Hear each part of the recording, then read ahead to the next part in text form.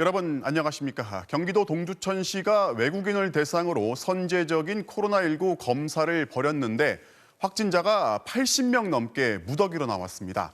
그런데 동두천 일대에 산다는 거 말고 서로 연결고리도 없고 대부분 무증상이다 보니 추가 확진자가 더 나올 가능성이 높습니다.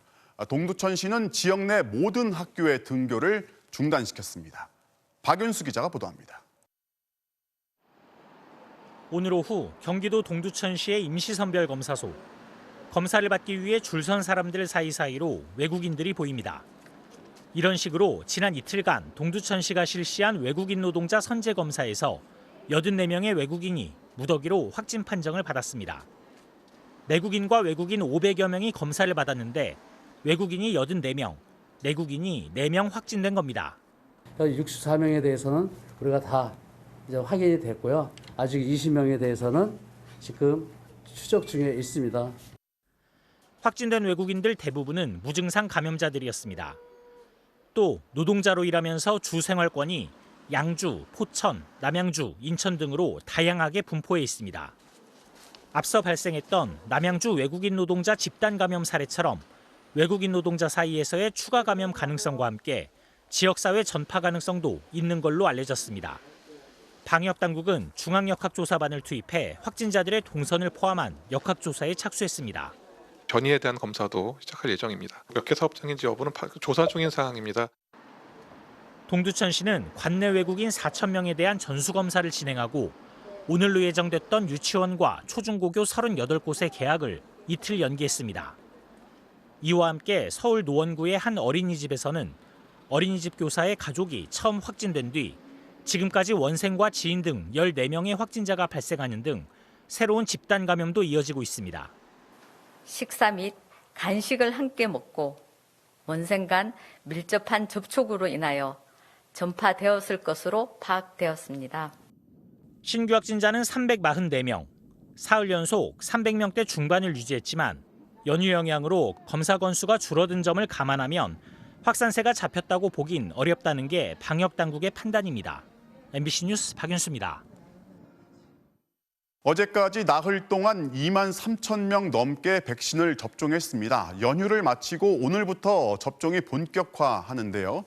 65세 이상을 상대로 접종을 보류했던 아스트라제네카 백신, 해외에서 효과가 좋다는 발표가 이어지면서 정부가 이제는 접종을 해도 될지 당장 검토하기로 했습니다. 김미 기자입니다. 군 수송 헬기로 백신을 공수받은 울릉도에서도 백신 접종 시작 닷새 만에 접종이 시작됐습니다. 요양시설 종사자와 입소자 11명이 차례로 아스트라제네카 백신을 맞았습니다. 어제까지 사실 좀 두근두근했습니다. 잠을 설치게 했는데 막상 와보니까 또 이게 의무감이 생기더라고요. 어제 하루 백신 접종자는 1,442명. 지금까지 23,086명이 백신을 맞았습니다. 0.68%인 156명에게서 이상 반응이 나타났지만 발열과 근육통 등 모두 경증이었습니다. 내일부터는 서울뿐 아니라 전국의 권역 예방접종센터 등 4곳에서도 화이자 백신 접종을 시작합니다. 또 만 65세 미만 정신요양 재활시설 종사자와 입소자 9천여 명이 아스트라제네카 백신을 맞게 됩니다. 우리나라에서 65살 이상에 대한 아스트라제네카 백신 접종이 보류된 가운데 영국에서는 아스트라제네카와 화이자 백신 둘 다 고령층에 높은 효과를 보였다는 연구 결과가 나왔습니다. 두 백신 모두 1차 접종을 한 80살 이상 고령층의 입원을 막는 데 80%의 효과를 보였고 특히 70살 이상에게서 감염을 예방하는 효과는 아스트라제네카 백신이 화이자보다 높게 나타났습니다. 이렇게 각국의 실제 접종 결과들이 잇따르면서 방역당국도 65살 이상에 대한 아스트라제네카 백신 접종 결정이 3월 말보다 빨라질 수 있음을 시사했습니다. 각국에서 진행 중인 여러 가지 논문과 임상시험 결과 이런 것들을 종합적으로 판단할 때 충분한 자료가 쌓였다 하면 언제든지 판단을 할 수 있다고 생각합니다. 이뿐 아니라 국내에서 2분기에 600만 명분이 도입될 예정인 얀센 백신이 미국에서 접종 승인을 받는 등 백신 접종과 관련한 희소식이 계속되고 있습니다.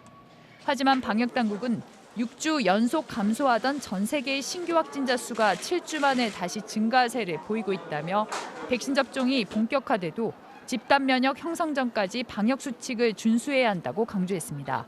MBC 뉴스 김미희입니다. 요양병원의 환자와 종사자는 백신을 먼저 맞을 수 있습니다. 자, 그러면 병원 관리부장의 아내가 10년 전에 이 요양병원 사회이사로 등재됐다가 지금은 아니라면 우선 접종 대상이 맞을까요? 접종 시작한 지 일주일도 안 돼서 이런 꼼수 새치기 논란이 불거졌습니다. 신재용 기자가 단독 취재했습니다. 아스트라제네카 접종이 시작된 지난달 26일 경기도 동두천의 한 요양병원 환자와 직원들은 의아한 장면을 목격했습니다. 접종을 위해 줄을 서서 기다리는 사람들 앞으로 처음 본 사람 몇 명이 나타나 새치기를 한 겁니다. 직원들끼리 얼굴을 다 익히 알고 있던 상황 같은데 난데없이 일행 3명, 4명 정도가 와가지고 먼저 줄 서 있는 사람들을 가로질러서 접종을 하니까 이 사람들 누구냐. 다른 접종 대상자들은 하루 전 써냈던 예진표도 이들은 현장에서 바로 썼습니다. 낯선 무리의 정체는 여전히 오리무중. 한 여성만 신원이 확인됐습니다. 바로 병원 이사장 동생의 부인. 이사장의 동생 장모 씨가 관리부장을 맡고 있는데 아내는 접종 대상이 아닌데도 백신을 맞게 한 겁니다. 당초 병원 측은 장 씨의 아내가 병원 사회이사여서 문제가 없다고 했습니다. 하지만 확인 결과 장 씨의 아내는 이미 10년 전 사회이사를 그만둔 상태. 그러자 병원 측은 장 씨의 아내를 감사로 등재할 예정이라 미리 마쳤다는 해명을 내놨습니다. 중순쯤에 지금 감사하면 그만둔다는 얘기가 있어가지고 그만두면 집사람을 이제 등재를 시키려고 했어요. 그래서 지금 미리 제가 좀 마친 거예요, 이번에. 납득하기 어려운 접종자는 이뿐만이 아닙니다. 병원에 상주하지 않는 사회이사들도 백신을 맞았습니다. 병원 측은 이사도 병원의 종사자라며 행정상 문제는 없다고 주장합니다. 그러나 백신 물량은 제한돼 있고 최일선 의료진과 미화원 등 현장 인력도 아직 접종을 못한 사람이 더 많은 상황. 감독 책임이 있는 시청은 보건소가 확인할 일이라고 떠넘겼습니다. 그건 보건소에서 좀 더 정책적으로 관리를 하고 하기 때문에 그쪽에서 답을 들어야 되는데 저희들이 어떤 내용인지 모르고. 관할 동두천 보건소는 병원이 낸 명단엔 직책이 적혀 있지 않아 확인이 어려웠다고 해명했습니다. 감염병 예방법이 개정되긴 했지만 거짓이나 부정한 방법으로 예방접종을 받을 경우 200만 원의 벌금이 최고형입니다.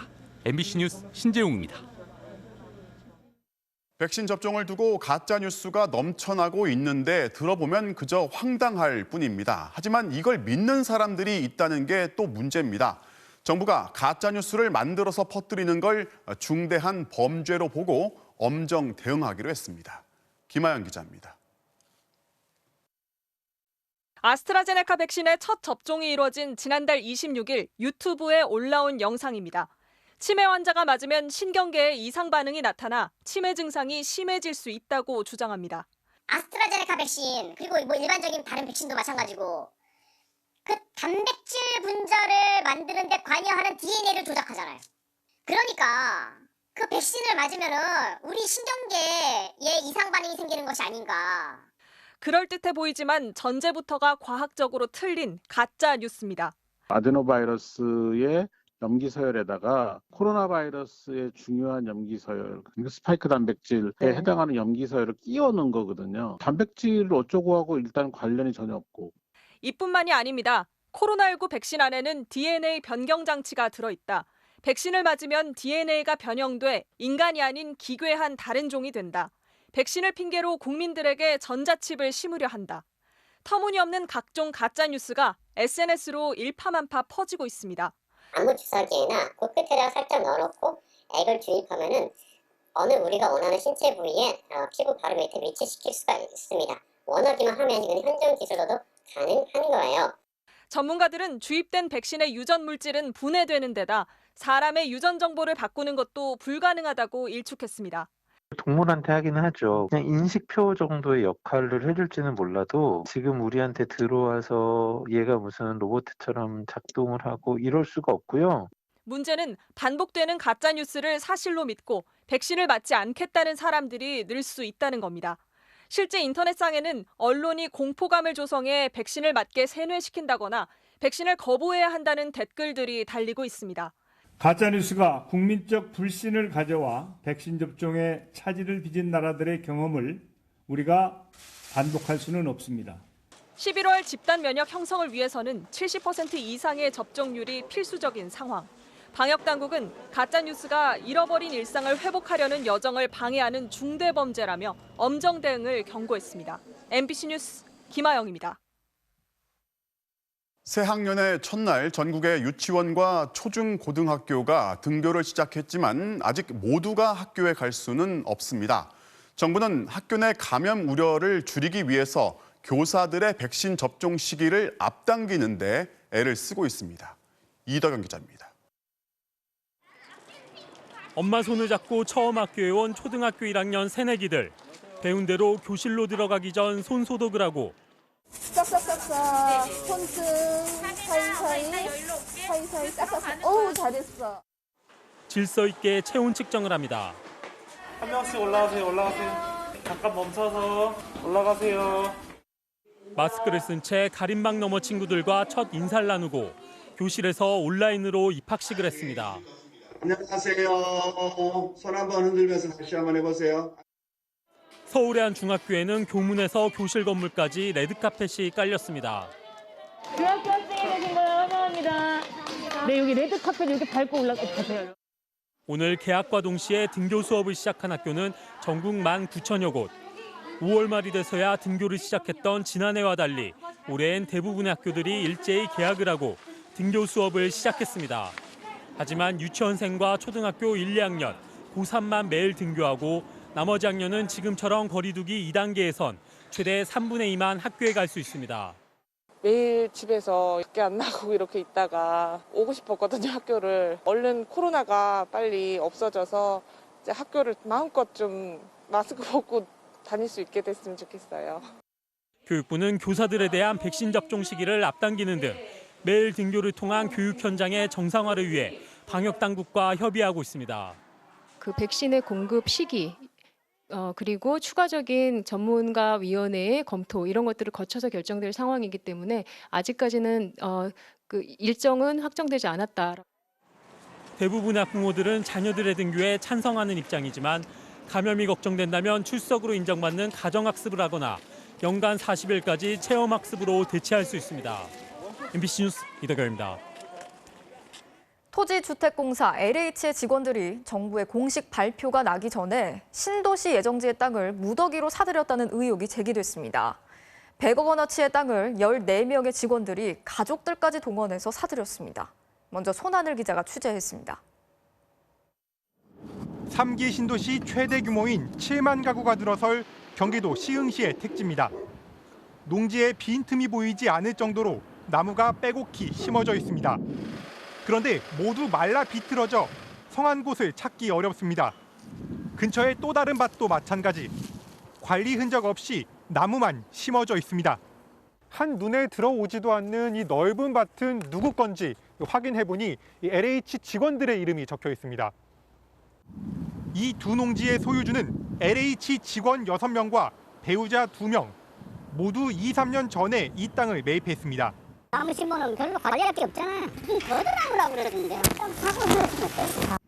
광명시 흥신도시 개발 예정지 일대에 LH 전현직 직원 14명과 배우자 등 모두 20명이 총 2만 제곱미터 7,000평을 사들인 걸로 드러났습니다. LH 지금 했다는 것은 누가 봐도 사우나가 빗들어지는 그런 심하고 이거 걔네들 탐구로 했냐고. 매입가만 100억 원, 이 중 절반이 넘는 58억 원은 대출을 받았습니다. 확신이 없다면 손실을 볼 수도 있기 때문에 확실한 정보를 갖고 추진한 것이 아닌가 이렇게. 이들이 땅을 산 뒤 일대 땅값은 크게 상승했고 정부는 지난달 이 택지에 신도시 개발 계획을 발표했습니다. 여기가 광명시가 갖다 서울이 갖다 그러니까 땅이 나와서 뭐 팔아야 되는데 여기 사람들은 다 땅값이 올라갈 거라고 그러고 안 파니까. 민변과 참여연대는 제보를 받고 무작위로 선정한 필지 조사에서 이 같은 의혹이 드러난 거라며 3기 신도시 지역의 토지를 소유한 국토부와 LH 직원을 전수조사해야 한다고 주장했습니다. 또 이들이 미공개 정보를 이용해 조직적으로 땅을 사들였을 가능성이 있다며 감사원에 공익감사를 청구했습니다. MBC 뉴스 손하늘입니다. 자, 이번 의혹은 LH 직원들이 신도시 개발 정보를 미리 알고 샀는지가 핵심이겠죠. 워낙 민감한 사안이다 보니까 정부도 서둘러서 움직이고 있습니다. LH는 해당 직원들을 모두 직무에서 배제시켰고 총리와 장관은 철저한 조사를 주문했습니다. 이어서 이준희 기자입니다. LH 직원들이 사들인 땅은 약속이나 한 듯 광명 시흥신도시 부지의 한가운데에 모여 있습니다. 전문 투자기법인 지분 쪼개기도 등장했습니다. 작년 2월에 거래된 땅은 원래는 한 필지였는데 4개 필지로 쪼개졌습니다. 4개 모두 1000제곱미터를 약간 넘는 크기입니다. 보상 기준 같은 걸 보면 이 1000평방미터를 소유하고 있는 소유자나 지분권자에 대해서는 이제 대토 보상이나 이런 기준이 있습니다. 광명 시흥 지역은 오래전부터 유력한 신도시 후보지였습니다. 이들이 단지 가능성만 보고 투자했는지 사전에 정보를 알았는지는 아직 단정할 수 없습니다. 직원들이 땅을 사들였던 시기 LH 사장이었던 변창흠 국토부 장관은 곧바로 입장을 밝혔습니다. 불미스러운 일이 생기지 않도록 기관장 여러분들께서도 특히나 경각심을 가지시고 LH는 이름이 거론된 14명 중 퇴직자를 뺀 12명을 즉시 직무 배제하고 전수조사에 착수했습니다. LH 직원들이 이런 논란에 휘말린 건 처음이 아닙니다. 3년 전 고향 창릉 신도시 지정을 앞두고 LH 내부의 도면이 업자에게 유출된 적도 있습니다. 아마도 이와 같은 그 사건의 본질을 볼 때 다른 신도시 지역이나 개발 예상 지역에 있어서도 이와 같은 부패 행위들이 있었을 것으로 저희들은 추단을 하고 있습니다. 공공주택 특별법은 이런 정보를 누설하거나 사적으로 이용하면 5년 이하의 징역, 5천만 원 이하의 벌금에 처하고 있습니다. MBC 뉴스 이준입니다. 금고 이상의 형을 받은 의료인의 면허를 취소하는 내용의 의료법 개정안이 임시국회에서 법사위 문턱을 넘지 못했죠. 의사단체에 굴복했다, 이런 비난을 받고 있는데 오늘 민주당 회의에서도 여당 법사위원들에 대한 질타가 나왔습니다. 조명아 기자가 단독 취재했습니다. 더불어민주당은 오늘 김태년 원내대표 주재로 비공개 상임위 간사단 회의를 열었습니다. 2월 국회 입법 성과와 3월 국회 계획을 논의하는 자리였는데 의료법 개정안을 두고 격론이 오갔습니다. 법사위에 계류된 채 통과되지 못한 이유가 뭐냐며 보건복지위 간사인 김성주 의원이 강력히 항의하고 나선 겁니다. 김 의원은 오랫동안 여야가 갑론을박해서 올린 법안인데 그걸 법사위가 잡으면 어떻게 하느냐고 말했습니다. 그러면서 소관 상임위를 무시한 것이고 국회법 위반이라고까지 비판했습니다. 그러자 법사위 간사인 백혜련 의원은 여야가 합의해 처리해야 하는데 야당 반대가 생각보다 거셌다며 좀 더 논의해서 처리하기로 한 것이라고 답한 것으로 전해졌습니다. 논쟁을 댔던 김태년 원내대표는 법사위가 체계 자구심사 위주로 해야지 찬반 토론을 벌이고 있으면 어떻게 하냐며 문제 제기에 동조한 것으로 알려졌습니다. 앞서 공개회의에서도 유사한 문제의식으로 해석되는 발언이 잇따라 나왔습니다. 의료법 개정안의 경우 현재 법사위에 계류되어 있어 조속한 통과를 요청드립니다. 일각에서 주장하는 과도한 의사 면허 제한이 아닙니다. 하루빨리 법사위를 열고 여야 합의로 처리한 의료법 개정안을 통과시키십시오. 더불어민주당 보건복지위원들은 의료법 개정안 통과와 환자 안전 3법 처리를 위해 전력을 다하겠습니다. 이처럼 당내에서도 비판이 잇따르자 민주당은 의료법 개정안은 물론 수술실 CCTV 설치 법안까지도 3월 국회에서 반드시 처리하겠다고 강조했습니다. 하지만 법안을 논의해야 할 국회 법사위는 아직 의사 일정조차 잡지 못하고 있습니다. MBC 뉴스 조명아입니다. 자, 오늘 환자 단체들도 국회를 비판하면서 의료법 개정안을 원안대로 통과시킬 것을 촉구하는 기자회견을 열었습니다. 자, 그런데 난데없이 차기 의사협회 회장 후보가 나타나서 이들을 비난하는 소동을 벌였습니다. 구민지 기자가 취재했습니다. 환자단체 연합회가 의료법 개정안 논의를 미룬 국회 법사위를 비판하고 나섰습니다. 특히 법사위 과반이 넘는 더불어민주당이 의사협회와 국민의힘에 밀려 원안 대신 수정안으로 재논의하기로 한 데 분노했습니다. 중대범죄 의료인 면허취소 법안에 대해서는 의료계의 눈치를 보고 국민의힘의 눈치를 보고 결국은 법안을 뒤로 밀어버리는. 그런데 기자회견 직전 차기 의사협회 회장에 출마한 이면택 대한소아 청소년과 의사회 회장이 나타났습니다. 다짜고짜 이름을 부르더니 안기정 씨 이게 인사예요? 그럼요. 대표성을 문제 삼습니다. 아니 저는 의사 3,000명 대표예요. 안기정 씨는 누가 뽑아드렸나요? 투표를 거치셨나요? 대표성이 없다면서도 집요하게 토론을 제안합니다. 무슨 일정 있나요? 제가 또 쫓아갈게요. 왜 왔냐고 물어보니 반박할 내용이 있어 찾아왔다고 했습니다. 지난 5년간 의사 성범죄가 686건에 달한다는 통계가 잘못됐다는 겁니다. 한의사, 수의사, 치과의사까지도 포함이 되어 있습니다. 따라서 저희는 혹시 장의사는 포함되어 있는 건 아닌지 민원을 넣은 바가 있습니다. 그러면서 금고 이상의 모든 범죄에 의사면허 취소를 적용하면 의사들은 법을 공부해야 할 거라고 주장했습니다. 의사들이 집을 팔아서라도 이제 금고 이상의 형을 받지 않기 위해 방어를 해야 되는 것입니다. 환자를 위해서 더 공부하고 노력할 것인지 자기 돈 써가면서 변호사 밥벌이를 위해서 노력할 것인지.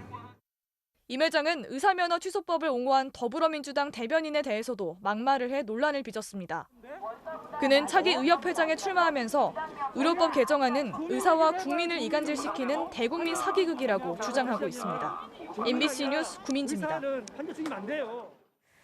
정부가 오늘 4차 재난지원금 계획을 발표했습니다. 코로나19 영업 제한으로 피해를 본 자영업자들에게 최대 500만 원까지 지원하고 전기요금도 깎아주기로 했습니다. 대리기사나 노점상, 저소득층 대학생들까지 모두 564만 명이 지원을 받게 됐습니다. 박종욱 기자가 자세한 내용 정리했습니다. 지원 대상은 더 많아졌습니다. 우선 정부의 방역 조치로 영업을 제한당한 소상공인들. 매출 규모는 10억 원까지로 확대됐고 고용한 직원이 5명을 넘어도 지원합니다. 가장 피해가 심한 집합금지 업종은 노래 연습장과 헬스장은 500만 원, 학원은 400만 원을 지급합니다. 집합 제한 업종인 식당과 카페, PC방은 300만 원을 지원합니다. 영업 제한을 당하진 않았지만 여행사 같이 매출이 크게 줄어든 곳들도 100만 원에서 200만 원까지 지원합니다. 여기에 전기요금도 절반까지 깎아주기로 했습니다. 정부가 할 수 있는 최대한의 범위 내에서 지원 대상을 확대하고 또 지원의 폭을 크게 하기 위해서 최대한 노력했다는 점을 말씀을 드립니다. 소상공인 외에도 대리기사 같은 특수고용직과 프리랜서 노동자들은 최대 100만 원, 노점상처럼 생계가 어려워진 빈곤층도 50만 원씩 지원합니다. 이렇게 모두 합하면 지원 대상은 564만 명이나 됩니다. 총 19조 5천억 원 가운데 8조 1천억 원이 이렇게 쓰입니다. 나머지는 백신을 사서 접종하거나 급하게 일자리를 지켜주는 데 씁니다. 소상공인들은 일단 반겼지만 그동안 본 손실에 비해서 지원이 너무 부족하다는 반응입니다. 한 달이라고 보시면 되세요. 딱 한 달. 전기세 내고 월세 내고 뭐 내면은 그냥 그걸로 끝나는 정도죠. 뭐 주니까 받는 액수긴 한데요. 실제적으로 뭐 큰 도움이 되는 건지 아니면 이게 어떠한 기준으로 결정된 건지는 좀 잘 모르겠어요. 정부는 추경안이 국회를 통과하는 대로 이르면 이달 말부터 지원금 지급이 가능하다고 밝혔습니다. MBC 뉴스 박종욱입니다. 네, 국회에는 영업 제한 조치로 입은 손실을 국가가 보상해주는 법안이 제출돼 있는데 기획재정부가 이 법에 소극적입니다. 다른 나라들은 어떻게 하나 봤더니 법 없이도 통 크게 지원해주고 있습니다. 김민찬 기자가 취재했습니다. 서울 강남의 볼링장. 매달 임대료만 4천만 원입니다. 정부의 영업 제한으로 최소 1억 원 넘게 손해를 봤습니다. 하지만 지원금은 500만 원입니다. 우리 같이 진짜 작은 자영업자 같은 경우는 하루 밥숟갈도 지금 먹을 진짜 형편이 안 돼갖고 오늘 내일 하고 있는데. 지난주 여당은 손실보상법을 국회에 제출했습니다. 손실보상이라는 법 이름처럼 보상은 지원과 다릅니다. 방역이라는 공공의 이익을 위해 희생했으니 손실에 비례해 보상해 주자는 취지입니다. 하지만 소급 적용은 해주지 않기로 했습니다. 빨라야 7월 이후에나 시행되는데 그 이후 발생한 손실만 보상합니다. 내가 자의적으로 문을 닫은 게 아니라 국가의 행정명령을 따라서 내 문을 닫았는데 국가가 보호하는 건 당연한 거 아니야. 정부는 이 법안마저 반대하고 있습니다. 기획재정부는 보상이라는 말 대신 지원이라는 말을 쓰자고 주장합니다. 정확한 손실 파악이 어려워 다툼의 여지도 크다는 이유입니다. 다른 나라들은 어떻게 하고 있을까? 캐나다는 코로나19로 영업을 못하거나 일자리를 잃은 사람들에게 매달 180만 원을 줍니다. 게다가 2년간 무이자로 5천만 원 넘게 빌려주고 나중에 30% 넘게 탕감까지 해줍니다. 미국, 영국, 호주도 방법은 조금씩 다르지만 보상인지 지원인지 따질 필요도 없이 다들 이런 파격적 조치를 하고 있습니다. 아, 나라가 이런 거구나. 평소에 세금을 걷어가는 게 이런 일을 하라고 있는 거구나 하는 걸 많이 느끼죠. 그게 이제 국가, 나라의 존재 이유니까. 정의당은 이 법안이 손실보상법이 아니라 손실보상회피법이라고 꼬집었습니다. MBC 뉴스 김민찬입니다. 공개적인 행보와 갈등이 예상되는 결정을 한동안 자제해온 윤석열 검찰총장이 취임 이후 처음 한 언론사와 공식 인터뷰를 가졌습니다. 여당이 추진 중인 중대범죄수사청 신설을 두고 총장직을 100번이라도 내걸고 막겠다면서 반대 입장을 밝힌 건데요.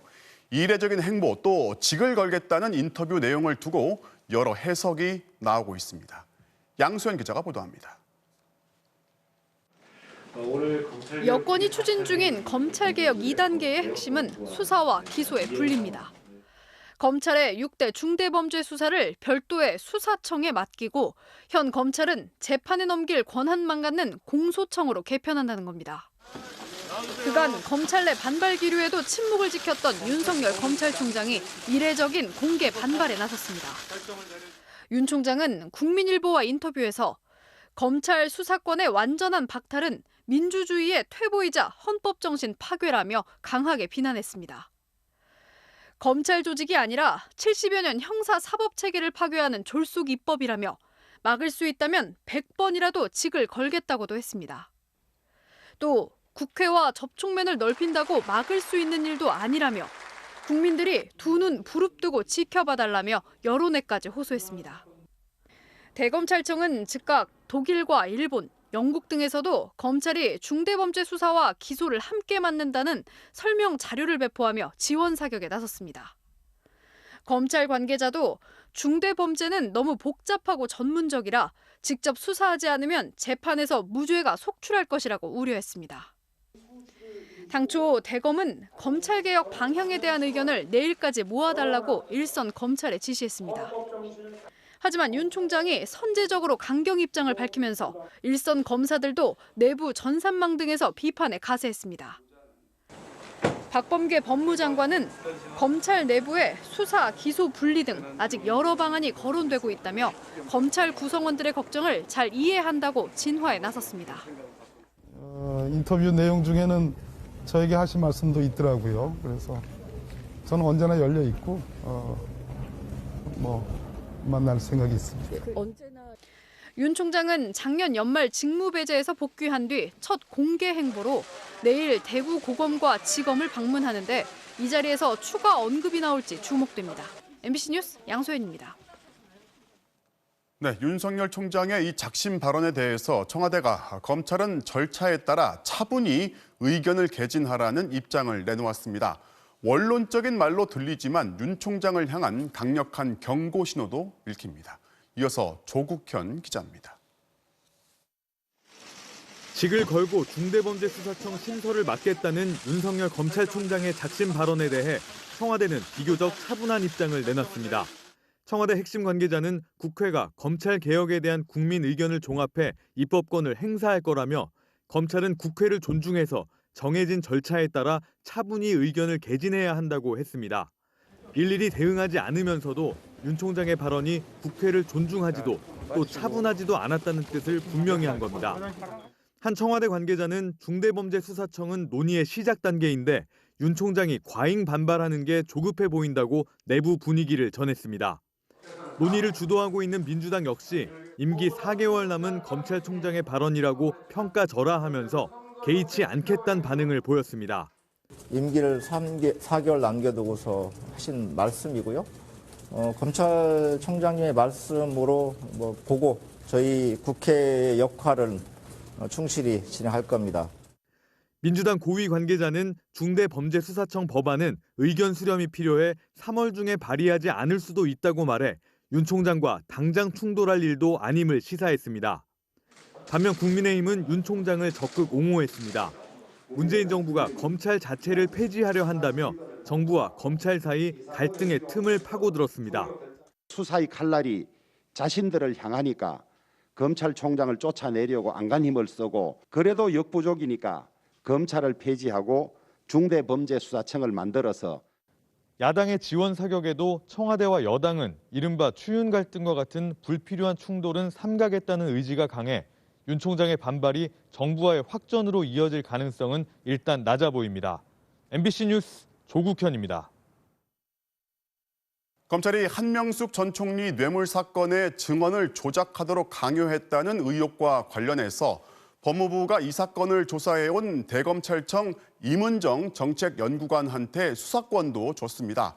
그러자 오늘 윤석열 총장이 이 사건을 다른 검사한테 배당하는 것으로 임 검사를 사실상 수사에서 배제시켜 버렸습니다. 이어서 윤수환 기자입니다. 작년 9월 추미애 당시 법무장관이 대검찰청 감찰정책연구관으로 발탁한 임은정 부장검사. 10년 전 한명숙 전 총리 사건 재판 과정에서 특수부 검사들이 재수자들에게 허위 증언을 강요한 의혹에 대해 감찰 업무를 맡았습니다.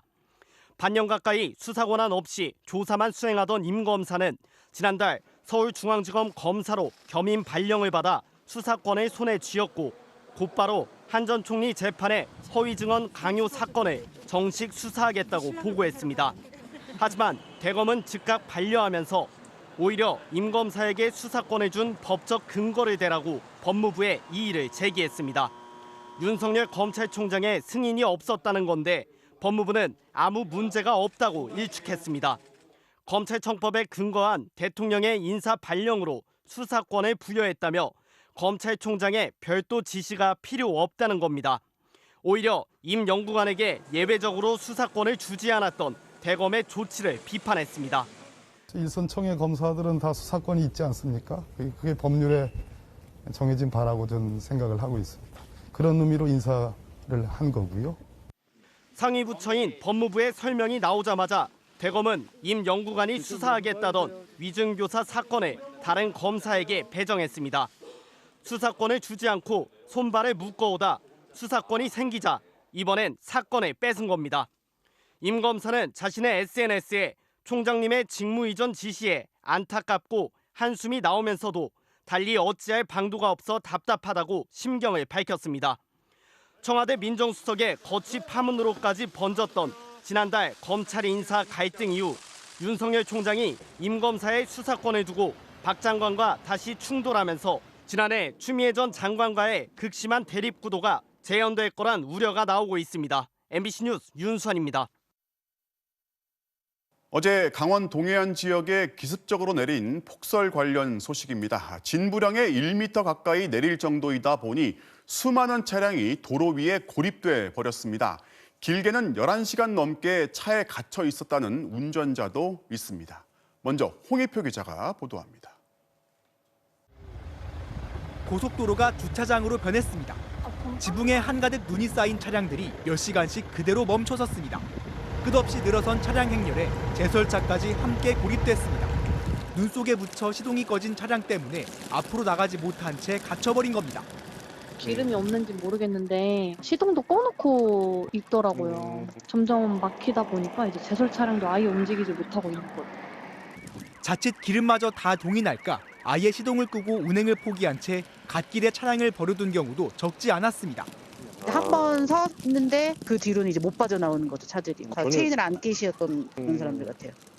대책 없이 쌓이는 눈을 치우겠다고 아이들 장난감까지 동원한 상황. 오랜 정체에 그때그때 눈을 치우며 차량을 빼는 상황이 이어집니다. 지금 차들이 앞으로 진행도 할 수 없고요. 어린 아이들 데리고 먼저 이제 걸어서 도보로 이동하는 사람들도 많이 봤고요. 결국 밤 9시에 비상대응 2단계가 내려졌고 주변 군 장병 200여 명까지 급히 제설 작업에 투입됐습니다. 도로에 쌓인 눈을 넉가래로 치우고 바퀴가 헛도는 차량도 밀어줍니다. 진입이 통제된 고속도로 대신 국도로 들어온 차량들도 고립된 건 마찬가지. 기름이 떨어지기 전에 눈 속을 헤치며 수백 미터 떨어진 주유소로 향하기도 했습니다. 기름은 조금 있었는데 이 언덕 위에 있는 주유소 있어서 걸어가서 사왔어요. 마지막으로 샀대요. 눈길을 빠져나가려고 부랴부랴 스노우 체인을 달고 포크레인까지 동원된 끝에 고립된 차량은 한 대씩 겨우 빠져나갔습니다. 서울 양양 고속도로와 동해선 속초 IC 구간을 중심으로 어제 오후부터 고립된 차량은 700여 대에 달합니다. 끔찍했던 도로 상황은 거의 11시간이 지난 오늘 새벽 2시가 다 돼서야 풀렸습니다. MBC 뉴스 홍익표입니다. 물론 눈 예보가 있었지만 너무 많이 왔습니다. 여기에다 이번 연휴 강원 지역의 교통량이 설 연휴 때보다 많았습니다. 이어서 배현환 기자입니다. 강원 영동 지역엔 50cm가 넘게 눈이 오는 대설특보가 이미 내려져 있었습니다. 또 연휴 기간을 맞아 하루 평균 16만 9천 대의 차량이 몰렸습니다. 오후 들어 귀경 차량이 몰리자 상황이 급변합니다.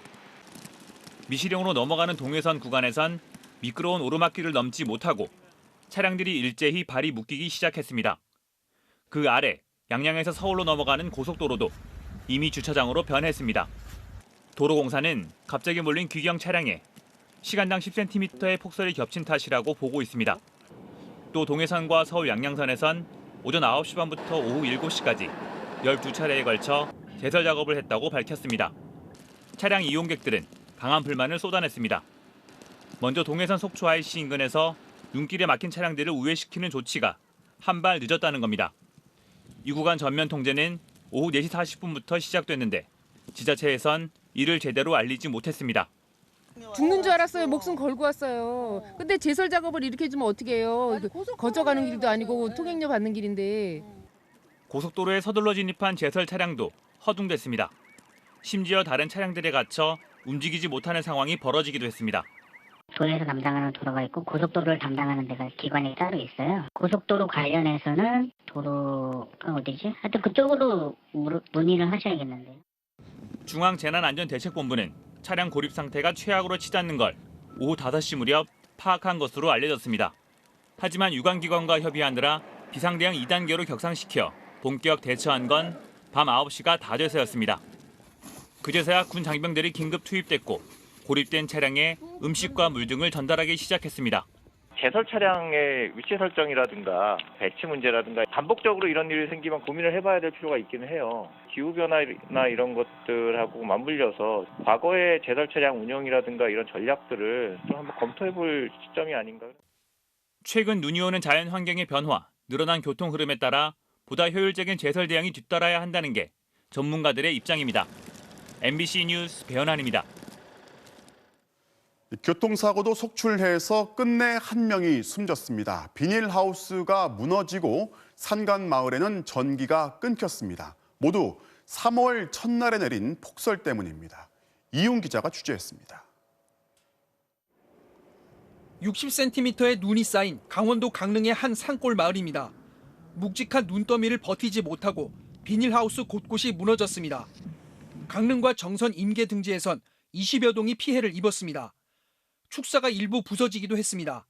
눈의 무게를 이기지 못해 이처럼 비닐하우스가 폭삭 주저앉았고 내부에 보관 중인 농업용 자재와 장비들은 쓰지 못하는 상황이 돼버렸습니다. 습설이다 보니까 아침 새벽에 한 2시까지는 괜찮았는데 아침에 일어나가지고 보니까 무너졌네요. 항구에 정박해 있던 선박도 물기를 머금은 눈, 이른바 습설에 눌려 그대로 뒤집혀 버렸습니다. 골프 연습장에서는 그물이 무너져 내리면서 영업을 중단하고 눈 치우기에 나섰습니다. 진눈깨비로 인해가지고 하중을 뻗치지 못해가지고 이 와야가 다 끊어지면서 망이 주저앉은 겁니다. 시내에선 깊이 쌓인 눈에 차량이 빠져나오지 못하는 상황이 잇따랐습니다. 출동한 견인 차량마저 바퀴가 헛돌아 진땀을 뺍니다. 정전 피해도 잇따랐습니다. 어젯밤 11시쯤 춘천 오리동에선 전선 위에 쌓인 눈을 견디지 못해 전봇대가 차량 위로 쓰러졌습니다. 이 일대 주택과 아파트 천여 세대가 불편을 겪었습니다. 강릉 성산면의 한 마을에서도 눈이 쌓인 나무가 전선을 덮치면서 400여 가구의 전기 공급이 끊겼습니다. 아무것도 못하는 거예요. 다행히 번화가 있어가지고 또 생수 사다 놓은 게 한 2병 있으니까 이제 그걸로 라면 끓여서 먹고 오늘 100% 된다고 보장을 못한다 하더래요. 이틀 새 교통사고는 79건이 발생했습니다. 서울 양양 고속도로 행치령 터널 인근에선 눈길에 미끄러진 차량을 수습하려고 밖으로 나왔다가 다른 차량에 치여 1명이 숨지는 등 90여 명이 다쳤습니다. MBC 뉴스 이웅입니다.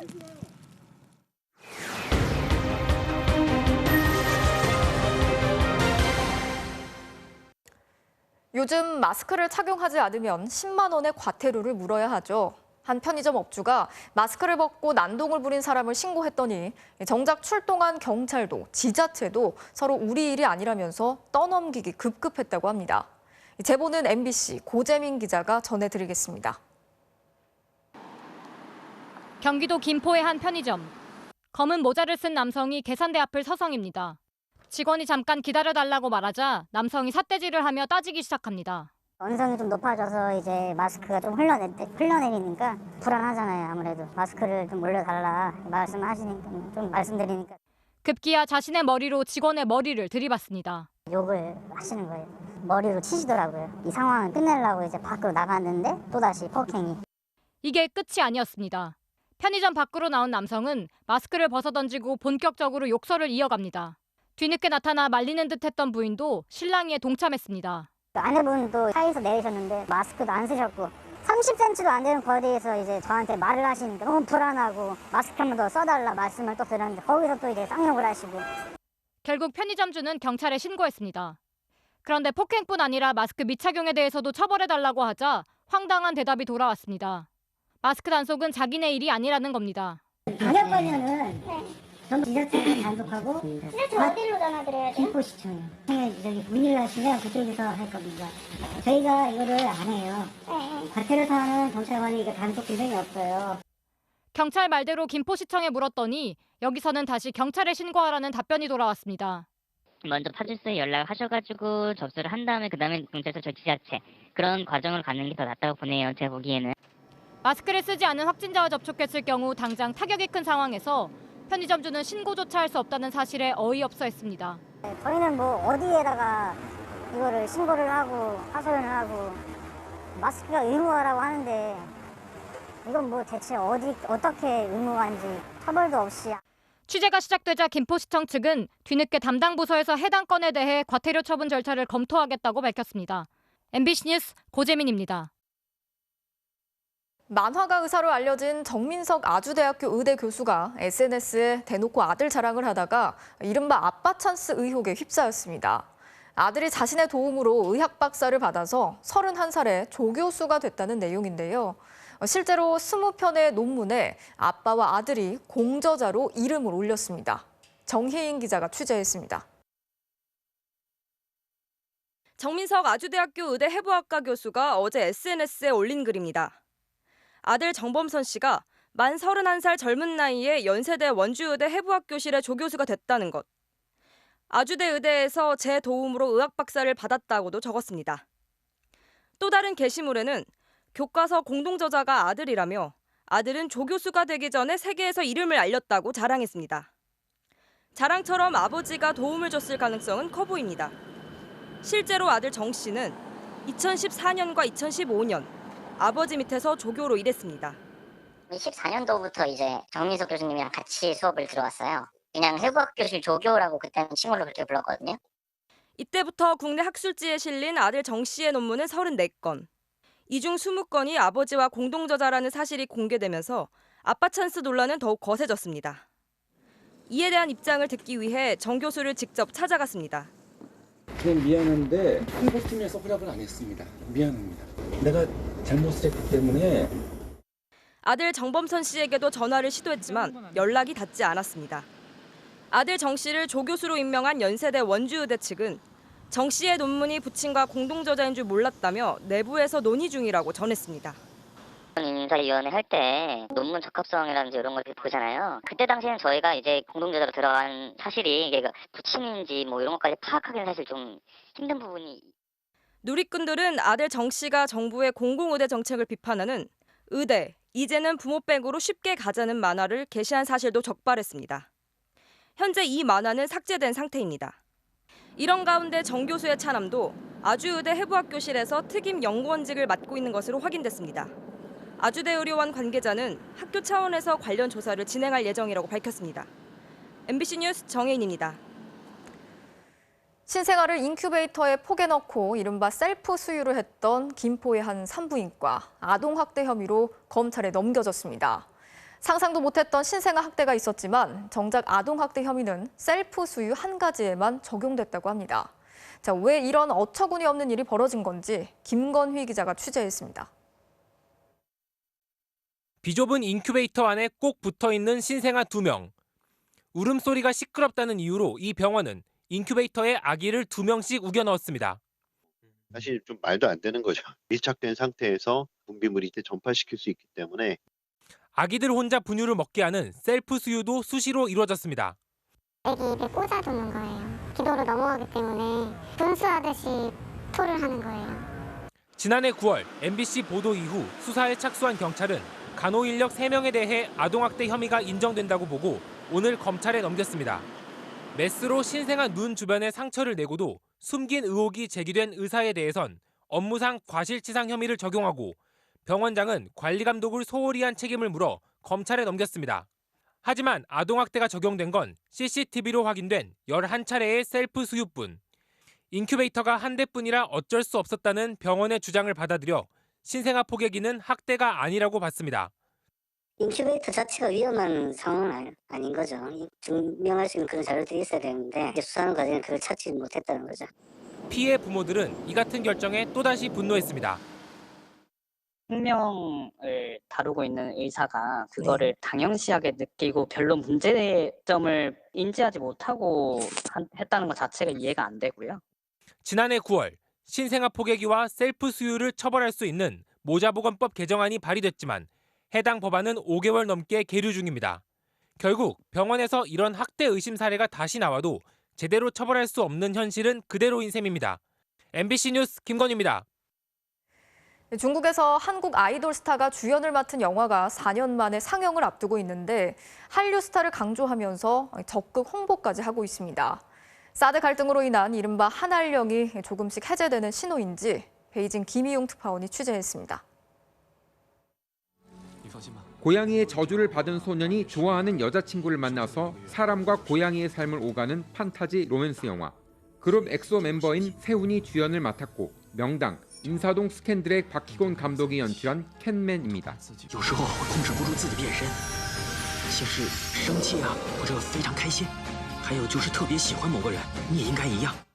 지난 2016년 중국 자본이 제작한 중국 영화로 분류되긴 했지만 사드 배치로 인한 이른바 한알령으로 그동안 개봉되지 못했습니다. 중국에서 한국 감독과 배우의 영화 상영은 4년여 만입니다.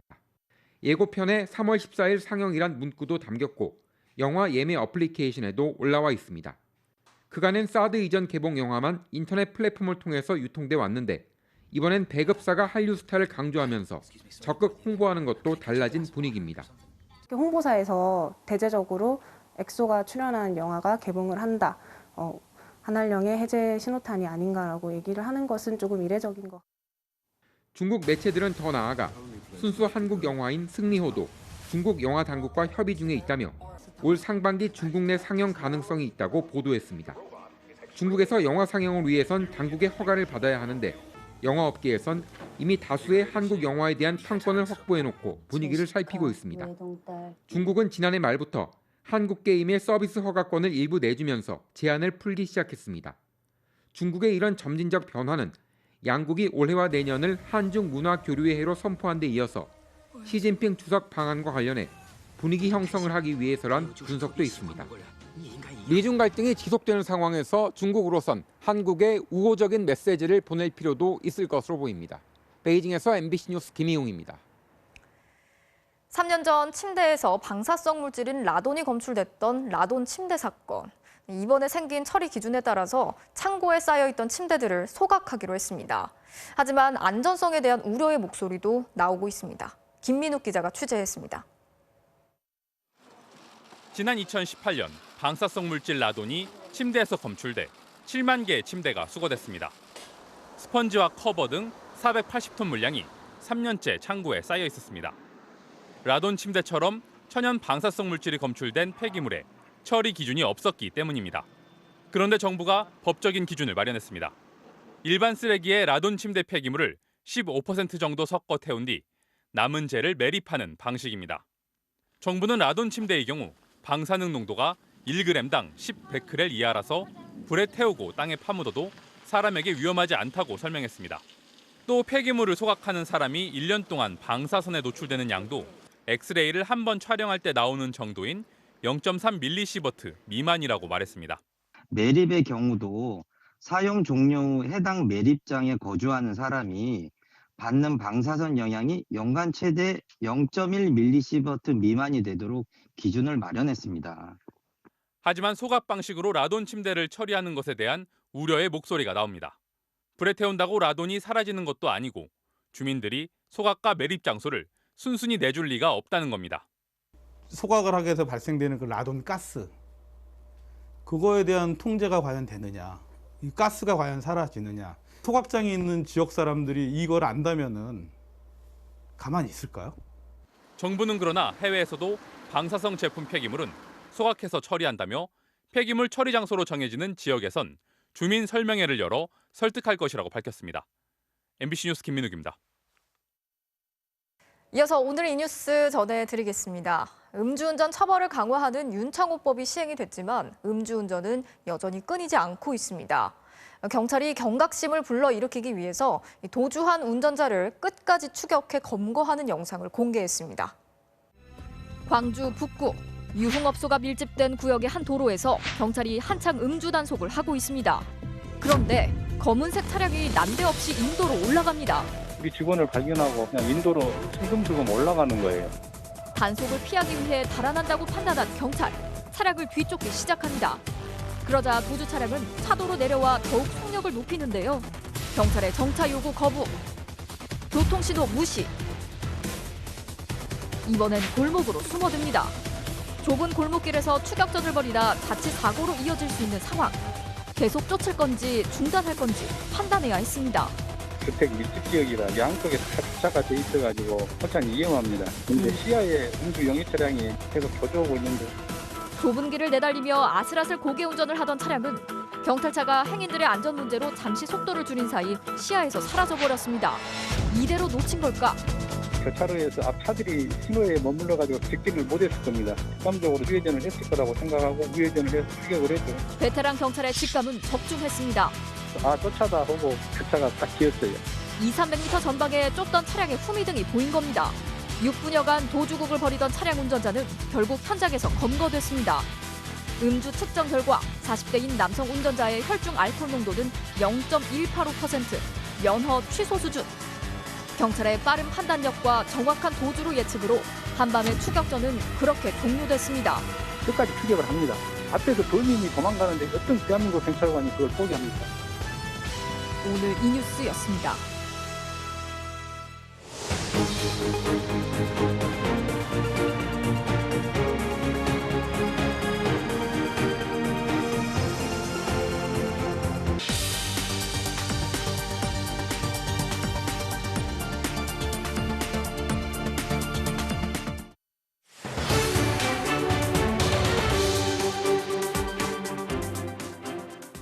농협이 농민들 대신해 택배 서비스를 제공하면서 택배 회사로부터 이 뒷돈을 챙기고 있는 실태 어제 보도해 드렸습니다. 이 뒷돈을 업계에서는 백마진이라 부릅니다. 택배 요금이 2,500원이라고 했을 때 30%를 택배를 의뢰한 회사의 백마진으로 챙겨주고 나면 택배 기사의 몫은 700원 정도입니다. 이 백마진의 실태 먼저 이문현 기자가 취재했습니다. 스웨덴 가구업체 이케아입니다. 평일 오전 이른 시각 벌써부터 쇼핑카트에 물건을 한가득 실은 사람들이 여러 명입니다. 그런데 같은 물건만 수십 개씩 담겨 있습니다. 문에 거는 옷걸이, 선반, 베개, 인형까지. 이들은 이케아 구매 대행 업자들입니다. 이케아에서 물건을 대량으로 사서 인터넷으로 되파는 사람들입니다. 얼마에 되팔까? 이케아에서 5,900원에 파는 옷걸이. 그런데 인터넷 가격은 대부분 더 저렴합니다. 심지어 4,600원에 파는 곳도 있습니다. 5,900원에 사서 더 싸게 팔면 손해보는 거 아닐까? 아닙니다. 구매 대행 업자들은 다른 데서 이윤을 남기고 있습니다. 바로 택배비입니다. 상품 하늘에서 많이 남으면 1,000원이고 아니면 뭐 500원 남고 저도 여기 와서 보면은 사람이 점점 많이 느나 봐요. 경쟁. 택배비는 보통 2,500원에서 3,000원 정도 합니다. 하지만 이건 소비자들이 내는 가격입니다. 판매업자들은 더 싸게 택배를 보냅니다. 한 택배사의 요금표. 한 달에 500개까지는 택배비가 2,500원이지만 5만 개가 넘으면 1,600원만 내면 됩니다. 옷걸이를 5,900원에 사서 5,590원에 판매하는 사업자. 택배비로 따로 3,000원을 받습니다. 실제로 내는 택배비를 1,600원 정도로 보면 택배비에서만 1,400원이 남습니다. 물건을 손해보고 파는 것 같지만 결국 택배비로 회수해 1,090원 이익입니다. 단계 뭐 이렇게 넘게 가면은 1,760원에 보낼 수 있는 거고 얼마만큼 지파를 하느냐에 따라서 틀려지는 거죠. 대형 쇼핑몰들은 택배비가 더 쌉니다. 한 택배 노동자의 물량을 직접 확인해 봤습니다. 개인이 보낸 택배는 2,500원. 반면 대형 쇼핑몰이 내는 택배비는 훨씬 쌉니다. 경추베개는 1,700원, 두유는 1,600원, 서점에서 보낸 책은 1,419원입니다. 소비자들에게 받는 택배비가 2,500원에서 3,000원이니까 그 차익만큼 택배비로도 돈을 벌고 있는 겁니다. 택배사들이 대형 쇼핑몰을 잡기 위해 할인해주는 돈. 이걸 업계에서는 백마진이라고 부릅니다. 솔직히 지금 1,500원인 게 말이 안 되는 운영료거든요. 따지면 고객에 대한 주머니를 착복하는 건데요. 심지어 택배비를 아예 현금으로 쇼핑몰에 돌려주는 경우도 있습니다. CJ 대한통운 택배 노동자의 통장입니다. 매달 같은 날짜에 한 쇼핑몰 사장에게 수십만 원을 입금했습니다. 이 돈은 뭘까? 택배 한 건당 대리점이 택배 노동자에게 입금하는 돈은 900원. 하지만 택배 노동자는 그중 200원을 다시 쇼핑몰 사장에게 보내줍니다. 현금 백마진입니다. 예를 들어 쇼핑몰이 한 달에 택배비로 1,000만 원을 지출했다면 그중 70만 원은 다시 현금으로 가져갑니다. 택배 노동자의 통장을 이용한 리베이트, 탈세도 가능합니다. 하지만 택배 노동자는 거부할 수도 없습니다. 뭐 그게 불만이면 하지 마. 배송 지역을 줄이고 아니면 이제 지파를 해야 저희들은 부가적인 수익이 발생됐는데 그 수익을 차단하는 거죠. 지난해 택배 물량 33억 7천만 개 가운데 90%가 온라인 쇼핑몰에서 나왔습니다. 온라인 쇼핑몰들이 이런 식으로 챙겨간 백마진은 2조 3천억 원 정도로 추산됩니다. MBC 뉴스 이문현입니다. 택배 노동자의 몫이 워낙 적다 보니 한 개라도 더 배달해야 하고 그러다 발생하는 과로사를 막으려면 택배 요금을 올려서 기사들 몫을 키우고 그만큼 노동량도 줄여야 한다는 목소리도 있습니다. 하지만 이 백마진이 남아있는 한 택배 요금 올려서 득볼 사람은 결코 택배 기사가 아닐 겁니다. 이어서 차주혁 기자가 취재했습니다. 2020년 한 해 택배 노동자 16명이 과로로 사망했습니다.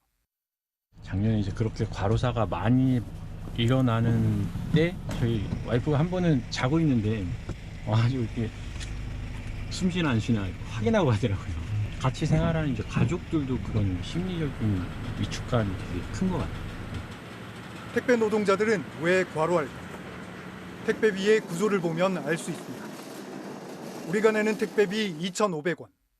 그중에 770원은 쇼핑업체가 백마진으로 다시 가져갑니다. 나머지 1,730원을 택배사와 대리점, 택배 노동자가 나눠 갔습니다. 먹이사슬의 제일 끝에 있는 택배 노동자의 몫은 700원 정도밖에 안 됩니다.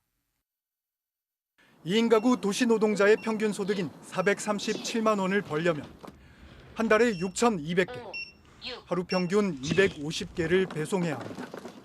기름값 빼고 부가가치세 빼고 나면 손에 쥐는 돈은 더 적습니다. 결국 새벽부터 밤 늦게까지 최대한 많이 배송해야 생계를 꾸릴 수 있습니다. 일주일에 평균 71시간을 일해야 합니다. 좀 물량을 줄이면 그때는 정말 돈벌이가 안 되거든요. 이렇게 막 늦게까지 해도 돈이 지금 될까 말까 하는데. 거리의 시민들에게 과로사 문제를 해결하기 위해 택배비를 더 낼 뜻이 있는지 물어봤습니다. 절반 정도가 더 내겠다고 답했습니다. 500원을 올리자는 의견이 가장 많았습니다. 그 기사님들을 위해서 그런 얘기를 하는 거지 이게 거대한 뭐 기업이나 이런 분들을 위해서 그런 이야기를 하는 거라고 생각하지 않고 있거든요. 하지만 백마진으로 30% 정도가 빠져나가는 지금 구조면 500원을 올려봐야 택배 노동자에게 돌아가는 돈은 100원 남짓입니다. 으로 700원씩 가져가는 거는 좀 과하다. 이제 그런 부분을 좀 현실화하고 현실화된 금액이 택배 노동자들의 노동 시간을 단축할 수 있는 방향으로 쓰여야 된다. 7월 말부터 시행되는 생활물류법은 백마진을 불법으로 규정했지만 적발돼도 과태료 500만 원에 불과합니다. 오히려 은밀하게 뒷거래할 거라는 우려도 있습니다. 이건 무자료 거래죠, 100%. 먼저 음성 거래라고 보시면 되고. 택배 노동에 정당한 대가를 지불하는 일. 아직 갈 길이 멀어 보입니다. MBC 뉴스 차주혁입니다. 자, 서울시장 보궐선거 범여권과 야권의 내부 신경전이 뚜렷해지고 있습니다. 여권에선 민주당 박영선 후보가 본격적인 정책 행보에 나선 가운데 열린민주당 김진애 의원은 의원직을 사퇴하면서 단일화 논의가 출렁이기 시작했습니다. 이학수 기자가 취재했습니다. 첫날 일정으로 더불어민주당 박영선 후보는 국립의료원 백신 접종 현장을 찾았습니다. 맞으시고 괜찮으세요? 지금? 네, 아무렇지도 않아요? 네. 괜찮으셔? 독감 주사보다도 더 가벼운 것 같은데요. 중소벤처기업부 장관 시절 주사하고 남은 백신까지 활용할 수 있는 특수주사기 생산에 관여한 일화를 거듭 소개하며 정책 행보에 속도를 냈습니다. 대량 생산하는 것을 조금 겁을 내시더라고요. 왜냐면 평상시에는 그 주사기가 잘 안 팔리잖아요. 그쵸. 비싸서. 이제 제가 가서 설득한 거예요. 비슷한 시간 국회에선 열린민주당 김진애 후보가 기자들에게 둘러싸였습니다. 의원직 사퇴를 전격 선언한 건데 김 후보는 민주당의 경선은 밋밋했고 또 그런 방식으론 승리할 수 없다고 강조했습니다. 경선을 보면 정말 밋밋하고 싱거웠습니다. 그런 치열함이 없이 본선에 간다는 거는 저는 바람직하지 않다고 생각합니다.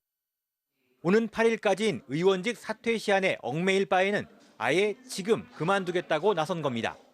김 의원이 의원직을 사퇴함에 따라 열린민주당에선 비례후보 다음 순번인 김의겸 전 청와대 대변인이 의원직을 승계하게 됐습니다. 민주당은 우선 시대전환 조정훈 의원과 한 차례 TV 토론을 한 뒤 100% 여론조사로 8일까지 단일화하기로 합의했습니다. 김진애 후보와는 그 다음에 단일화 논의를 할 계획인데 김 후보는 충실한 단일화를 위해 적어도 3차례의 토론회 등이 필요하다는 입장이어서 논의의 진통이 예상됩니다. 민주당으로선 예상치 못했던 변수를 맞은 가운데 이낙연 대표는 승리를 위해 단일화는 필요하다며 본선 준비와 단일화 협의를 병행해 가겠다고 밝혔습니다.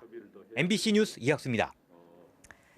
자, 범야권의 삿바 싸움도 치열해지고 있습니다. 앞으로 단일화에 찬물을 끼얹는 행동을 조심해야 한다고 말했던 안철수 후보에게 오늘 국민의힘 김종인 위원장이 단일화 과정에 장애가 되지 말라고 반격했습니다.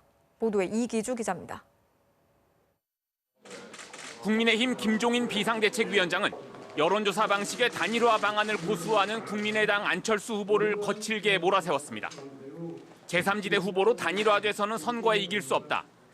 국민의당 기호 4번을 가지고선 선거에 이길 확신이 없다고 작심한 듯 날을 세웠습니다. 안 후보가 단일화에 찬물 끼얹지 말라고 한 발언엔 바로 그 단일화 과정에 장애가 되지 말라는 경고로 되돌려졌습니다. 자기가 편리한 그러한 단일화 조건을 제시해가지고서는 그건 될 수가 없어요. 안철수 후보가 단일화를 협상하는 과정 속에서 장애적인 역할을 갖다 해서는 안 된다고 생각합니다.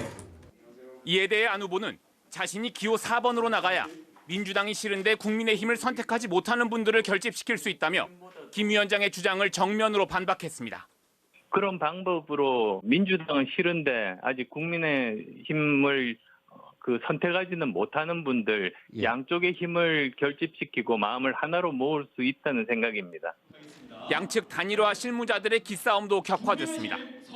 여론조사만으로 단일화를 하는 것이 부담스러운 국민의힘은 시민 참여 경선과 토론 평가 점수까지 합산하는 방안을 구상 중이라고 밝혔습니다. 태극기 부대까지 다 참여할 수 있는 그들이 다 승복하고 그들이 다 공감할 수 있는 여론조사가 아닌 방식도 충분히 고민할 수 있다고 봅니다. 반면 안 후보 측은 정작 국민의힘도 시민 참여 경선 방식을 쓰지 않고 있다며 일축했습니다. 국민의힘도 지금 100% 여론조사를 지금 후보를 뽑는 거 아니겠습니까? 예. 이제까지 해왔던 방식에 대해서 이걸 특별하게 변경할 이유는 없다고. 시기를 놓고도 최대한 천천히 하자는 국민의힘과 빨리 하자는 국민의당의 주장이 맞서고 있어 야권 단일화 협상의 난항이 예상됩니다. MBC 뉴스 이기주입니다. 위안부를 자발적 매춘부로 규정한 램지어 교수에 대해서 이제는 하버드대 한인 학생들을 넘어서 전체 학생회 차원의 비판이 나왔습니다. 램지어 교수의 공식 사과 그리고 논문 철회를 요구하는 청원에 대해서 만장일치로 지지 의사를 표했습니다. 워싱턴 박성호 특파원이 취재했습니다. 이제는 한인 학생회 차원을 넘는 보편적 의제가 됐습니다. 하버드대 학부학생회가 램지어 교수를 규탄하는 청원을 만장일치로 지지했습니다. 지난달 9일 한국 학생들이 뜻을 모아 제출한 청원을 그대로 수용한 겁니다. 이렇게 모든 사람들이 찬성표를 던진 적은 개인적으로 한 번도 보지 못했습니다. 그런 면에서 핵심적인 의미가 있다고 생각하고요. 이 청원에서 학생들이 요구한 것은 세 가지. 램지어 교수의 공식 사과와 하버드대와 로스쿨 차원의 논문 검토, 그리고 학술지의 논문 철회입니다. 문제의 논문은 전쟁 범죄의 주범인 일본 정부의 책임을 피하게 하려는 동기를 갖고 있다. 지우고 부정하고 꾸며내는 역사 수정주의의 위험이 우려된다고 했습니다. 교수가 학생 글을 보고 지적할 법한 근거의 부족, 논리적 결함 등을 거꾸로 학생들이 찾아내 조목조목 지적했습니다. 이런 허위 사실 유포가 과연 학문의 자유에 해당되는지 그것에 대해서 계속 이제 의문심을 가지고 있고 학교 측에서 조금 더 강력한 조치를 내렸으면 하는 바입니다. 학생들의 이런 노력은 졸업생과 교수들의 참여도 이끌어냈습니다. I put it on my website and several of my friends have responded that they have signed the note too. It's not limited to Harvard students, although it started with Harvard students. 학술지 국제법경제리뷰는 램지어 교수의 논문에 대한 검증을 진행 중인데 이번엔 이스라엘, 영국 등의 학자들로부터 증거도 없고 결론 도출에 기초적인 오류가 있다는 답변을 받았습니다.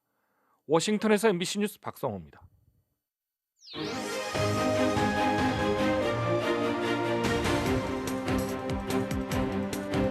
정치적 참견 시점, 오늘도 정치팀 김재영 기자와 함께 하겠습니다. 자, 오늘 준비한 소식 볼까요? 네. 바보 나경원, 내가 바보인 이유는인데 국민의힘 나경원 후보가 자신을 직접 바보라고 불렀어요? 예, 국민의힘 서울시장 후보 선출을 위한 여론조사가 오늘 시작됐는데요. 나경원 후보가 SNS에 올린 출사표가 화제입니다. 바보 나경원의 손을 잡아주세요 라는 제목의 글인데요. 나 후보는 10년 전 오세훈 전 시장의 사퇴로 불리했던 서울시장 선거에 출마해 엄청난 음해에 시달렸고 또 야당 원내대표로 정치 보복이 예상되는데도 처절하게 저항했다며 어쩌면 바보같이 정치를 해왔다고 주장했습니다. 그럼에도 진실만을 말한 바보 나경원이 결국 이기는 기적을 만들어달라고 호소한 건데 평소 발언 내용 들어보시죠. 네. 2019년 야당 원내대표에게 저항은 숙명이었습니다. 저에 대한 탄압, 더 모두 불기소라는 항복장을 받았습니다. 이번 선거가 문재인 정권을 심판하고 견제해달라는 국민의 마음, 저 나경원이 꼭 실현하도록 하겠습니다.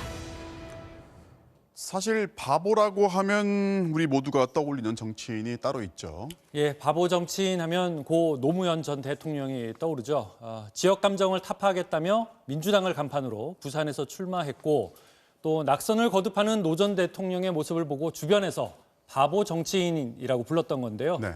나경원 후보는 스스로를 바보라고 평가한 점이 차이점입니다. 나 후보는 문재인 정권에 맞선 투사 이미지를 강조해서 보수 지지층의 결집을 기대하며 바보라는 표현을 쓴 것으로 보입니다. 자, 오세훈 후보의 출사표도 들어봐야죠.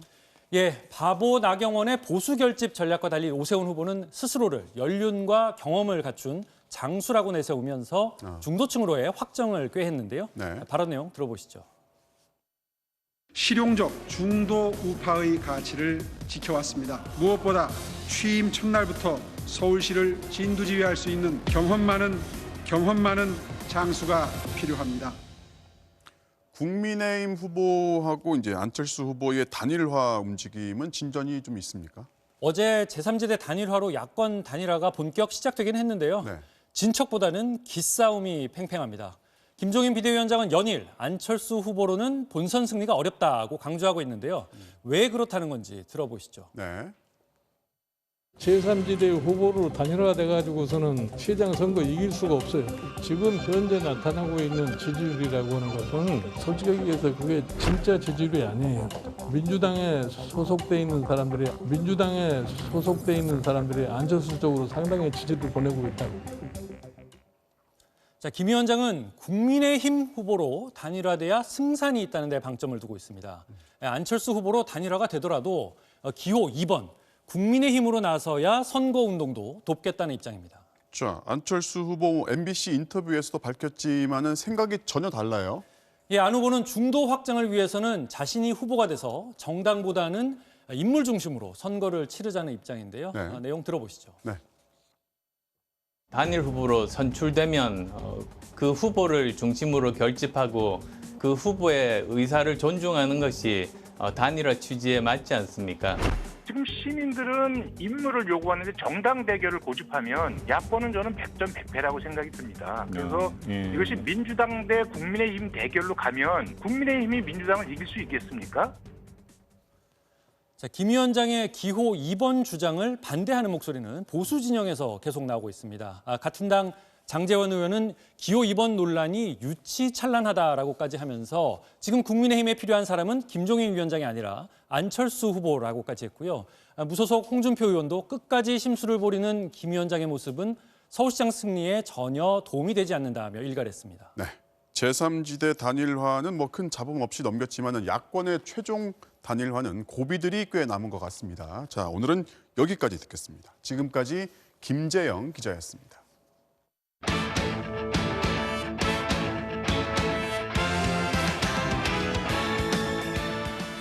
화요일 밤 스포츠 뉴스입니다. 홍명보 감독이 K리그 사령탑 데뷔전에서 대승을 거두며 강렬한 인상을 남겼는데요. 폭풍같이 몰아치는 공격 축구로 올 시즌 돌풍을 예고했습니다. 이명진 기자의 보도입니다. 윤빛가람의 대포알 같은 프리킥을 신호탄으로 붉은 빗줄기 속에서도 쉴 새 없이 터진 5골. K리그1 최고령 사령탑의 데뷔전은 개막 경기에서 가장 화끈했습니다. 예상치 못한 결과가 나왔습니다. 아주 영리하게 잘 플레이했던 것 같습니다. 그동안 각급 대표팀을 지도하면서 수비 위주의 안정적인 경기를 펼쳤지만 K리그에서 첫 선을 보인 홍명보 축구는 저돌적인 모습으로 탈바꿈했습니다. 이동준과 김인성 등 K리그 최고 수준의 스피드를 앞세워 상대 수비를 끊임없이 압박하며 최전방에서부터 기회를 만들었고 홍 감독이 직접 붙잡은 윤빛가람은 노련한 경기 운영으로 공격적인 축구에 중심을 잡아줬습니다. 홍명보 감독님께서 원하는 축구는 11명 다 같이 조직적으로 움직이면서 항상 공격적으로 나갈 수 있는 준비를 최대한 할 수 있는 그런 역동적인 축구.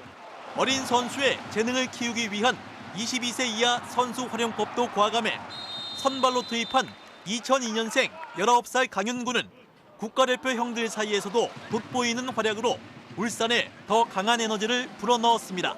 감독님도 바뀌고 해서 그런 에너지, 젊은 에너지 가지고 올해는 꼭 우승할 수 있을 거라고 생각하고 있습니다. 봄비를 흠뻑 맞으며 선수들과 함께했던 90분. 이제 한 경기를 치렀을 뿐이지만 전북의 독주를 막을 대항마로 충분한 기대감을 갖게 했습니다. 전북이 뭐 거의 몇 년 동안 독주 체제로 가고 있는데 리그 발전을 위해서는 좀 더 많은 팀들과 경쟁 체제를 하는 게 좋을 것 같습니다. MBC 뉴스 이명진입니다. 메이저리그 샌디에이고의 김하성 선수가 시범 경기 첫 안타를 신고했습니다. 시범 경기에서 2경기 연속 선발 출전한 김하성. 오늘은 본인의 주 포지션 유격수로 나왔는데요. 4회 땅볼 타구를 깔끔하게 병살타로 처리합니다. And an inning-ending double play. Nicely done by Ha-Sung Kim. 그리고 4회 말 좌전 안타로 첫 안타를 신고했습니다. 2경기 4타석에서 삼진 하나 없이 타구를 외야까지 보냈다는 게 긍정적인데요. 팅글러 감독도 매우 좋은 출발이라며 칭찬을 아끼지 않았습니다. He seems extremely comfortable in the box. His pitch recognition has been really good. 현지 매체에서도 아직 이르지만 긍정적인 평가들이 나오고 있는데요. 야후 스포츠는 김하성을 신인왕 후보로 꼽는 대담한 예측을 내놓기도 했습니다. 요즘 학생들에게 인기 있는 직업 중 하나가 바로 프로게이머입니다. 이 스포츠의 시장 규모가 어마어마한 데다 우리 선수들이 세계 정상급 실력을 갖추고 있기 때문일 텐데요. 국내에서 진행 중인 세계대회 현장을 김태훈 기자가 다녀왔습니다. 총 상금만 무려 40억 원. 배틀그라운드 세계대회를 위해 전 세계에서 36개 팀이 모였습니다. 코로나도 이들의 열기를 막진 못했습니다. I mean, the quarantine was pretty hard in the beginning because we didn't have any PCs in the first 3 days, but it was still pretty hard not being able to leave your room for 2 weeks. 인기 1순위는 2년 연속 우승을 차지한 우리나라의 젠지 게임단. 팀 누적 상금 35억 원에 개인 상금도 6억 원이 넘습니다. 해마다 초등학생이 꿈꾸는 직업으로 꼽힐 만큼 프로게이머는 이제 선망의 대상입니다. 제가 PC방은 안 다니는데 제가 편의점을 갈 때 한 3번, 4번 정도는 알아보신 분이 좀 있었던 것 같아요. 국밥 먹으러 갔는데 팬이라고 그런 적도 있어가지고 좀 신기했어요. 하지만 시작은 쉽지 않았다고 합니다. 부모님한테 이제 프로게임 하겠다 했다가 혼났었는데 용돈 드리고 우승 이렇게 했다 하니까 되게 인정도 해주시고 좋아해 주시더라고요. 이런 편견은 외국도 예외는 아니었습니다. Parents were pretty skeptical in the beginning. It's gotten a lot better, but I mean there's still a lot of people that don't really respect e-sport that much. 겉으로 보여지는 화려함 뒤에 감내해야 할 고통 역시 많습니다. 성적 스트레스는 기본. 매일 10시간 넘는 훈련에 직업병도 생겼습니다. 뭐 허리가 아프다던가 등이 아프다던가 목이나 손목이 아픈 거는 다들 있는 것 같습니다.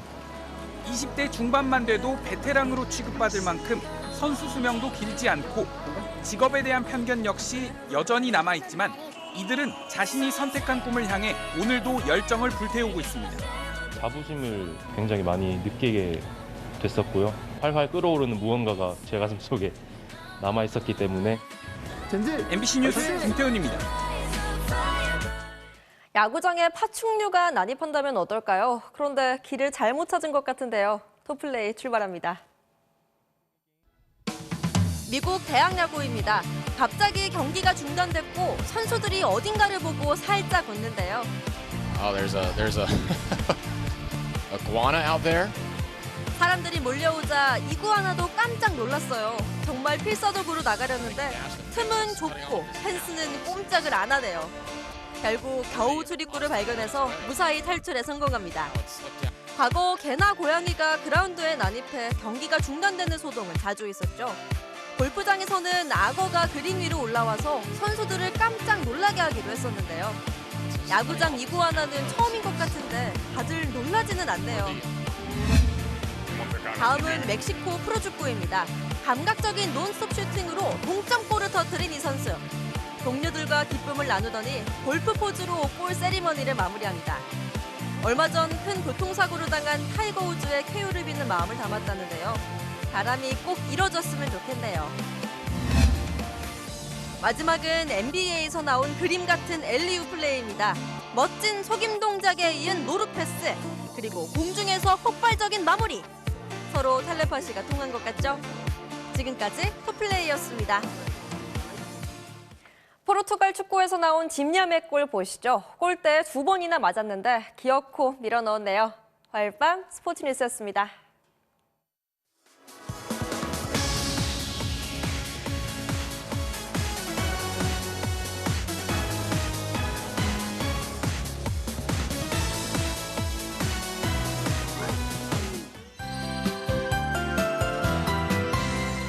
드디어 영동 지방의 눈이 잠잠해지고 서울도 금세 맑은 하늘을 되찾았는데요. 내일 아침 출근길에는 반짝 영하권 추위가 찾아오겠습니다. 북쪽에 차가운 공기가 내려오면서 서울이 영하 2도까지 떨어져 쌀쌀하겠고요. 낮부터는 기온이 오르면서 목요일인 모레는 12도로 예년 이맘때보다도 온화하겠습니다. 단 일교차가 10도 이상이 나는 만큼 건강 잘 챙겨주셔야겠습니다. 목요일인 모레부터 충청과 남부지방으로는 또 비구름이 지나겠는데요. 그래도 비의 양이 이번만큼 많지는 않겠습니다. 또 무려 90cm에 육박한 폭설이 쏟아진 영동지방, 이번 주 토요일에도 눈 예보가 있는데요. 매우 많은 양의 눈이 쌓여 있는 만큼 최신 기상 정보를 참고하시는 편이 좋겠습니다. 6시 역별 내일 날씨입니다. 내일 전국에는 대체로 맑은 가운데 공기도 깨끗하겠는데요. 동해안 지방에서는 너울성 파도를 조심하셔야겠습니다. 아침 최저기온 오늘보다 3도에서 6도가량 떨어집니다. 서울 영하 2도, 춘천 영하 8도가 되겠고요. 낮 기온은 서울 10도, 광주 13도까지 오르겠습니다. 서울 등 중부를 중심으로는 한동안 비 소식 없이 구름만 지나는 무난한 날씨가 이어지겠습니다. 날씨였습니다. 3월 2일 뉴스데스크 마치겠습니다. 오늘도 함께 해주신 여러분 고맙습니다.